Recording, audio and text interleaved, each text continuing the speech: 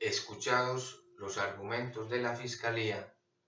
para solicitar la imposición de medida de aseguramiento de detención preventiva en establecimiento carcelario, procede la defensa a pronunciarse sobre esta solicitud. Ante el Juzgado 32 Penal Municipal con funciones de control de garantías de la ciudad de Medellín, la Fiscalía 71 Seccional Unidad de Patrimonio de la misma ciudad solicitó la imposición de medida de aseguramiento de detención preventiva en contra del señor Carlos Arturo González Bedoya,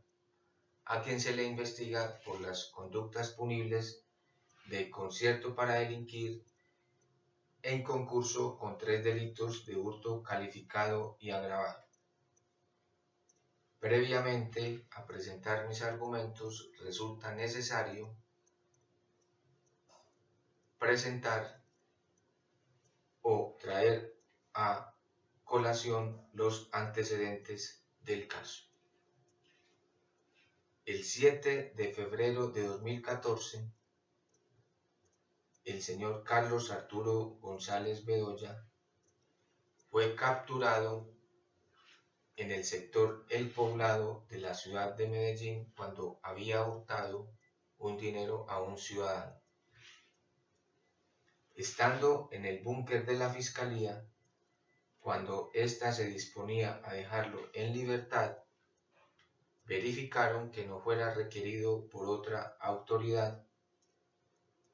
y encontraron que en su contra existía una orden de captura vigente por los delitos de concierto para delinquir en concurso con 3 delitos de hurto calificado y agravado. Y por tal motivo fue puesto a disposición del fiscal de conocimiento para que legalizara la captura por orden judicial. En las audiencias preliminares se legalizó la captura. La Fiscalía formuló imputación por los delitos ya mencionados y solicitó la medida de aseguramiento de detención preventiva en establecimiento carcelario. Solicitud esta última que resulta improcedente porque la Fiscalía no cumplió con los requisitos exigidos por el artículo 308 de la Ley 906 de 2004, concretamente el segundo relacionado con la necesidad de imponer la medida de aseguramiento de detención preventiva para lograr la protección de unos fines que la Fiscalía consideró era necesario proteger a través de esta medida cautelar. En efecto, la Fiscalía invocó como fines legítimos a proteger la seguridad de la sociedad y la comparecencia del imputado al proceso. Para justificar de que era necesaria la medida de aseguramiento para garantizar la seguridad de la sociedad, la Fiscalía invocó el artículo 310 de la Ley 906 de 2004, argumentando la gravedad y modalidad de la conducta o de las conductas punibles y adicionalmente el criterio de que el imputado pertenecía a un grupo de banda organizada. Y para justificar de que era necesaria la medida cautelar para lograr la comparecencia del imputado al proceso, argumentó de que éste conocía la orden de captura emitida en su contra y no se presentó de manera voluntaria a las autoridades, siendo necesario su captura para lograr su comparecencia. Como bien es sabido, la libertad no es un derecho absoluto, pero tampoco su restricción ostenta este carácter, es decir, de absoluto, de donde deviene necesario encontrar un equilibrio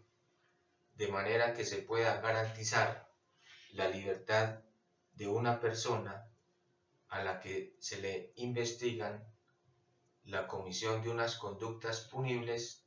y la detención preventiva como medida para lograr la protección de unos fines.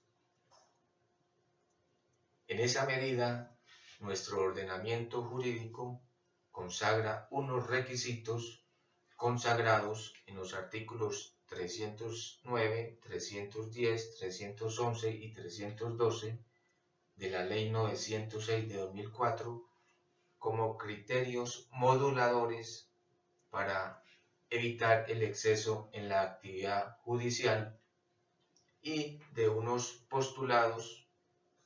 de necesidad y proporcionalidad, buscando con ello de que al cumplirse cabalmente estos requisitos, una decisión tal sea legítima y sea justificada la imposición restrictiva de la libertad. De lo contrario, de no cumplir con estos requisitos, sería una decisión arbitraria, caprichosa y desproporcional. En el caso concreto, la Fiscalía, para justificar la necesidad de garantizar la protección a la sociedad, argumentó la gravedad y modalidad de las conductas punibles y adicionalmente el criterio de que el imputado pertenecía a un grupo de banda organizada. Para estimar que era necesaria la detención preventiva por el hecho de que el señor Carlos Arturo González Bedoya pertenecía a un grupo de delincuencia organizada y que en el futuro podría volver a cometer esta clase de conductas u otras conductas punibles, concluyó de que sí era necesaria la medida porque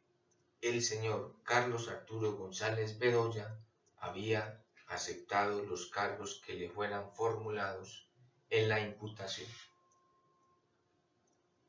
Es decir, la Fiscalía no trajo ningún elemento material probatorio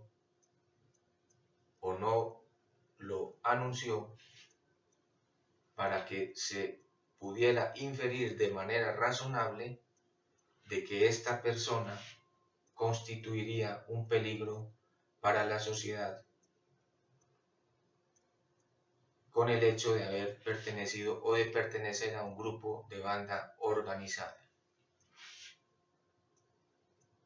Y solamente se justificó en que éste había aceptado los cargos que le fueron formulados en la imputación.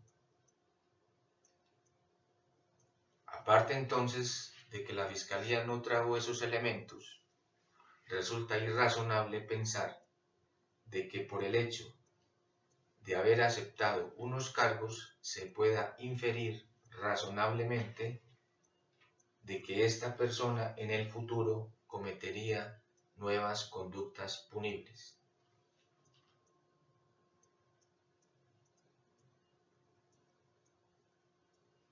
De suerte entonces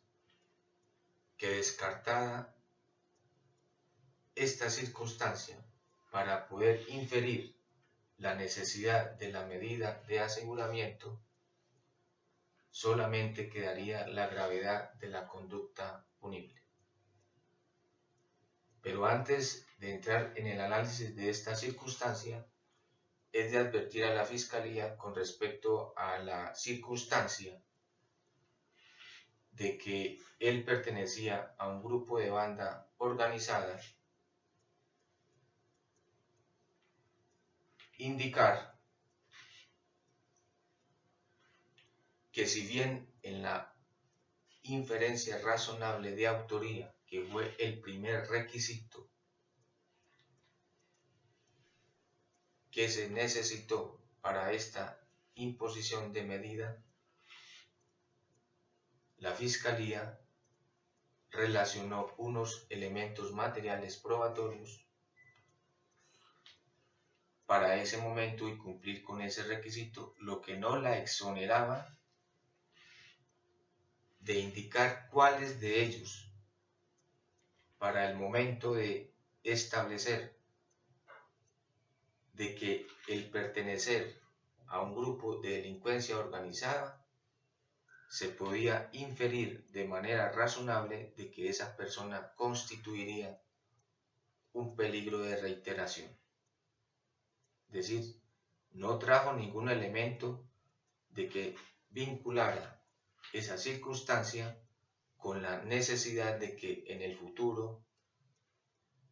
volvería a cometer tales conductas. Y simplemente, como dije, se limitó a argumentarla diciendo que había aceptado los cargos. Era necesario de que la Fiscalía dijera cuál de esos elementos se vinculaba con esa inferencia razonable, y no lo hizo. Pues bien, descartado esa circunstancia para justificar la medida, queda solamente la gravedad y modalidad de la conducta punible, la que por sí misma no es suficiente para imponer la medida de aseguramiento. Como bien lo dijo la Corte Constitucional en la sentencia C-1198 de 2008, al declarar la exequibilidad del artículo 310 en cuanto a la gravedad y modalidad, la cual declaró exequible condicionada en el entendido de que la mera gravedad de la conducta no era suficiente para imponer la medida, pues era necesario traer otras circunstancias establecidas en el artículo 310 y adicionalmente los fines constitucionales que se solicitan sean protegidos para imponer la medida de aseguramiento. De sostener solamente la medida con la mera gravedad y modalidad de la conducta, dijo la Corte, violaría los principios de necesidad y razonabilidad y proporcionalidad, de manera que se violentarían los derechos a la libertad y la legalidad de la detención preventiva en esas condiciones. Y frente al segundo fin constitucional que la Fiscalía indica necesita proteger, cuál es la comparecencia del imputado al proceso, la Fiscalía trajo a colación el hecho de que el imputado conocía con anterioridad la existencia de la orden de captura y no se presentó voluntariamente ante las autoridades, siendo necesario capturarlo para lograr su comparecencia. Es decir, la Fiscalía infirió de manera razonable con esa circunstancia de que el imputado no comparecería al proceso. Y resulta ilógico, aparte de que no trajo ninguna evidencia o elemento material probatorio para establecer esa necesidad, resulta ilógico e irrazonable de que una persona en contra de la cual se ha emitido una orden de captura se le informe para que comparezca, cuando la finalidad de la orden de captura es utilizar los medios coercitivos del Estado para lograr su comparecencia, pues de manera voluntaria no lo haría. En ese orden de ideas, la Fiscalía no reunió los requisitos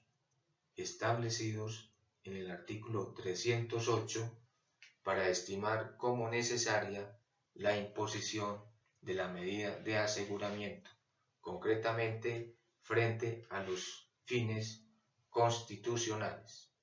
y en esa medida no logró establecer la armonía